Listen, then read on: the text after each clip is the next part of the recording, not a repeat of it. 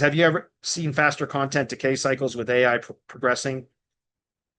Um, I don't know. That's not something that I've been able to measure, right? So decay is like how effective is a link within a piece of content that the decay rate or if that's what she's referring Tiz, or that's who this person is referring.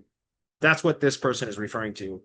I think of link decay or link atrophy, which is when a link loses value over time, depending on traffic is kind of the determining factor of that, right? Which is um, so if a page URL that contains a link to whatever you're linking to, if that page URL receives traffic and click-throughs from that link gets clicked through, that is the best types of signals. That slows the decay or atrophy rate the most, because the page is receiving traffic and the link is receiving clicks. So that's engagement on the link itself.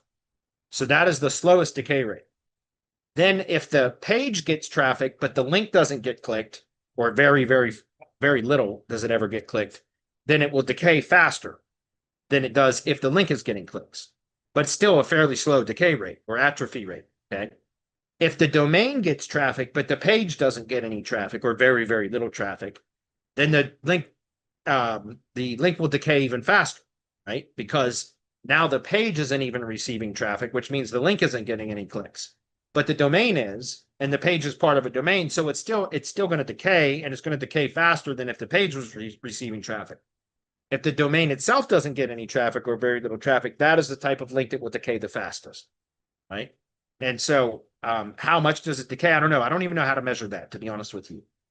That's why we typically recommend, if you're going to be building links from sources that don't have a lot of traffic, that you continue to build additional links, because they are going to lose value over time because they don't have a lot of traffic. Now, those sites might end up increasing in traffic, which means the link could actually gain strength. If the site is gaining in traffic, then the link can actually gain strength.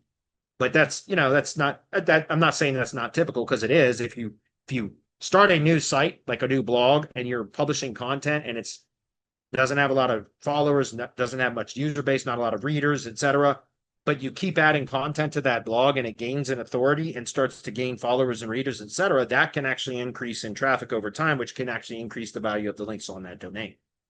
But if it's like a rebuild, like a PBN type of site where you bought an expired domain and you rebuilt it and used it for link equity, etc., and then the domain gets no traffic or very little traffic, the link from that is going to decay at one of the fastest rates. Again, it's still going to provide value for months and months and months, if not for even years, but it does decay, and that it will lose value over time because of the lack of traffic.